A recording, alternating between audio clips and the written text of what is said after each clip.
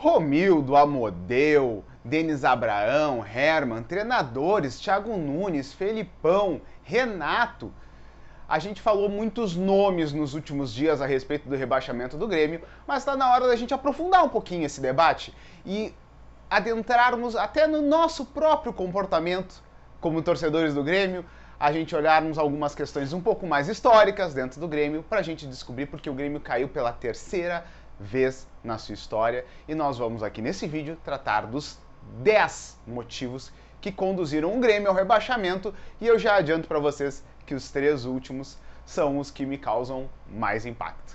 Fica aí, depois da vinheta a gente vai entrar nesse assunto. Segue o canal, apoie o Entre Linhas para a gente poder sempre trazendo conteúdo para vocês, para a gente poder refletir mais do que trazer informação. Salve galera tricolor, Luca na área aqui por Interlinhas Gremistas. Já vou pedir para vocês de primeira deixar o like e se inscrever no vídeo, que é para dar uma fortalecida aqui no canal. Mas sem demorar muito, já vamos lá, porque o nosso vídeo promete, são 10 motivos do rebaixamento. Vamos ao primeiro motivo. O primeiro motivo da queda do Grêmio para o rebaixamento é um comportamento que não é nem de um dirigente A, do dirigente B, mas também são deles, que é o comportamento do não poder criticar, né? Quanto tempo nós ficamos agora, de 2016, 2017, com o Romildo e com o Renato, sendo que para boa parte da torcida do Grêmio, quando o Romildo e quando o Renato faziam coisas que não eram corretas, a gente não podia criticar, porque quem criticasse não era gremista. Quem criticasse merecia, na cabeça de alguns, ficar 15 anos sem títulos. Afinal de contas, era Pai Nato e Deus Mildo que estavam lá e não se podia falar nada mal. Pois bem, o mesmo Pai Nato tomou 5-0, o mesmo Romildo rebaixou o Grêmio. Existiam erros desde lá e, infelizmente, o comportamento de muitos em não se permitir debater esses erros, não se permitir fazer críticas, fez com que tanto Romildo, quanto os dirigentes, quanto o conselho de administração que estão lá se encastelassem, achassem que eles são os reis da cocada preta e conduzissem o Grêmio com soberba ao rebaixamento. O debate do Grêmio ficou um debate muito pobre, o debate do Grêmio não amadureceu porque não tinha contraponto e isso foi fomentado muitas vezes por nós torcedores e nós temos sim que também fazer uma autocrítica nesse momento. Segundo motivo do rebaixamento é a desprofissionalização do Grêmio. O Grêmio foi passando ano após ano demitindo treinadores de goleiro, preparador físico, membros da comissão técnica e de outras comissões profissionais do clube, profissionais gabaritados de mercado que foram paulatinamente sendo demitidos e não foram repostos à altura. Não só isso, o Grêmio negligenciou a presença de um executivo de futebol. Meus amigos gremistas, futebol, o Grêmio em específico, mexe com um orçamento de R$500 bilhão ano. É possível deixar um orçamento de R$500 bilhão na mão de amadores? Pois bem, nós deixamos. Nós não, agora é só com o Romildo e com a turma do Conselho de Administração. O Grêmio não contratou profissionais do futebol e quando os contratou, os deixou em segundo plano. Como diria Renato, eu falo diretamente com o presidente, ou seja, o Renato, que é o treinador, pulava instâncias hierárquicas e falava diretamente com o presidente, e aí vice de futebol, executivos de futebol, quando existiram, eram pessoas que acabavam ficando em segundo plano, tinham pouquíssima voz, e um Grêmio não profissional é um Grêmio que errou demais em contratação, manutenção de elenco, renovações e até mesmo em cobrar posturas dentro do vestiário. Afinal de contas, aqueles que estavam lá quando vieram depois, executivos e dirigentes de futebol, não eram ninguém porque o vestiário do Grêmio estava acostumado a tratar diretamente com o presidente. Terceira razão eu vou chamar de renatismo e não é uma ofensa ao nosso maior ídolo. Sim, Renato é ídolo. Sim, o Renato é um dos maiores responsáveis pelos títulos da Copa do Brasil de 16 e da Libertadores de 17 e ele merece aquela estátua que está lá na arena. Mas o Renato, ele tem uma maneira de trabalhar. Como eu disse no motivo número 1, as pessoas têm virtudes e elas têm defeitos. E Renato tem virtudes que nos conduziram ao título, tem defeitos que nos custaram muito nos anos seguintes. Renato tem uma maneira de não treinar, ele treina em conjunto com os jogadores. Ele é um representante do vestiário junto à direção. É assim o método dele de trabalho, assim ele lidera. Quantas vezes não se falou que o treino do Renato não era só rachão? E o que rachão durante tantos anos gera? Gerou um time destreinado, uns jogadores mimados porque estavam acostumados a receber do Renato um tratamento especial e diferenciado e às vezes muito pouco profissional, e que quando sai Renato, qualquer treinador que tentou implementar raça, tática, vontade no time, não por uma troca porque Renato é o cara, Renato é legal e eu corro pelo Renato, mas sim pelo próprio dever do profissionalismo, todos esses treinadores sucumbiram. Motivo número 4 é o excesso de continuismo. O Grêmio acabou apostando numa ideia que é boa. A ideia de você não fazer terra arrasada ao final de cada ano, de você pegar e dar continuidade ao elenco, dar continuidade aos processos. Só que o Grêmio exagerou. E como tudo que é exagerado, dá errado, deu errado, nós caímos para a segunda divisão. O Grêmio não poderia renovar durante tantos anos com os jogadores absolutamente medíocres, como, por exemplo, Bruno Cortez, que ganhou em 2017, mas a partir de 2018 não mostrou futebol suficiente para permanecer vestindo a camiseta do Grêmio, mas teve seu contrato renovado, assim como o Alisson e assim como, pasmem, até mesmo Luiz Fernando. Um quinto motivo é o esquecimento da categoria de base. O Grêmio ficou apostando em veteranos e os meninos eram meninos demais. Às vezes eles tinham 23 anos e eles eram meninos demais, né? Não podiam jogar. E aí o que aconteceu com o Grêmio? Neste ano, já se falou e muitos concordam, eu concordo, é que o Grêmio de repente resolveu dar uma guinada e agora eu vou aproveitar todos os meninos que eu não aproveitei esse tempo inteiro, e colocou no grupo de jogadores uma série de meninos já não tão meninos, mas que não tinham experiência profissional, não porque não tinham, mas porque nos anos anteriores, quando era para ter sido escalados, quando eram para ter sido usados, ao invés de David Braz, ao invés de Robinhos, ao invés de Thiago Neves, eles estavam esquecidos. Mas não foi só isso, não foi só eles não serem aproveitados, até muito da qualidade se perdeu. Veja o TT, veja o Diego Rosa, vejam jogadores que não quiseram participar desse ciclo de esperar eternamente por uma chance, que tinham qualidade, que poderiam estar no grupo e que preferiram ser vendidos porque viram que no Grêmio eles não iam jogar. Imagina esse time desse ano com TT e Diego Rosa. Será que a gente ia cair? Eu tenho quase certeza para dizer para vocês que caía não.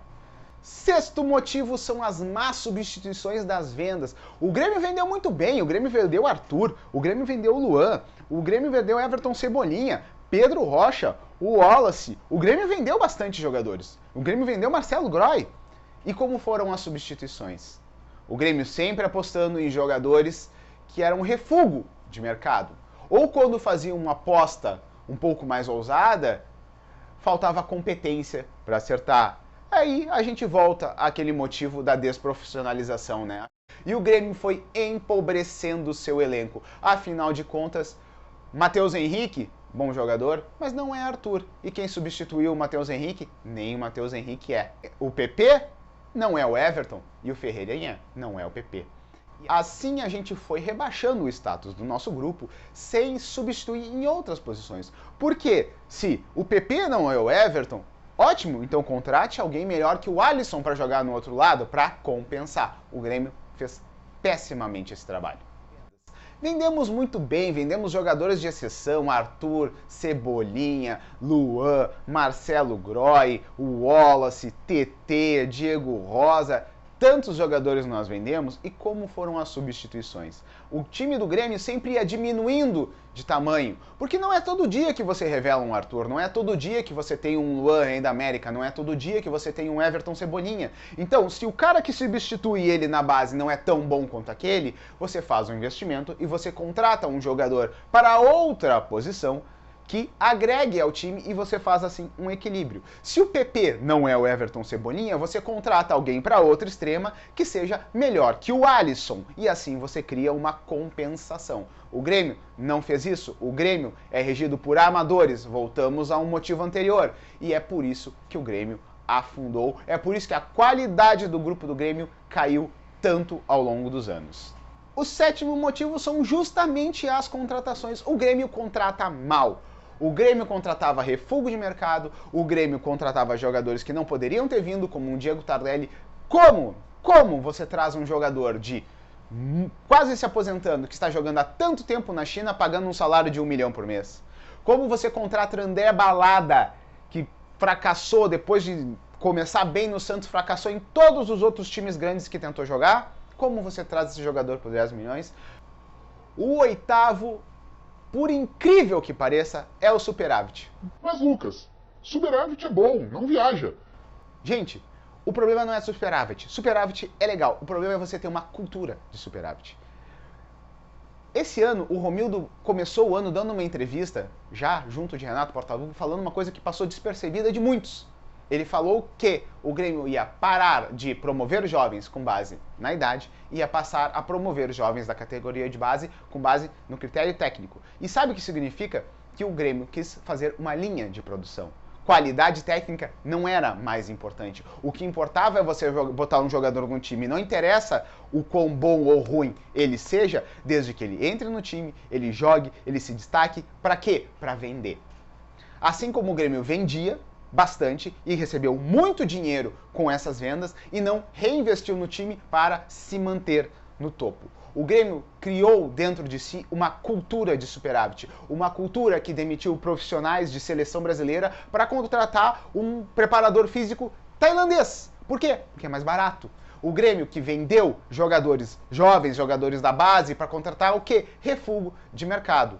O Grêmio que acabou tentando incluir uma cultura de superávit e até nisso foi incompetente porque fez uma folha de 15 milhões de reais para cair para a segunda divisão e ver as suas receitas despencarem a um nível preocupante no qual a gente tem que olhar para o ano que vem e pensar, podemos entrar em dívidas sérias.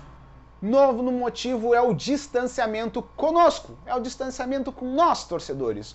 O Grêmio, a diretoria do Grêmio, se encastelou como se eles fossem os grandes, maravilhosos e o resto fosse os porcarias, como eles falaram.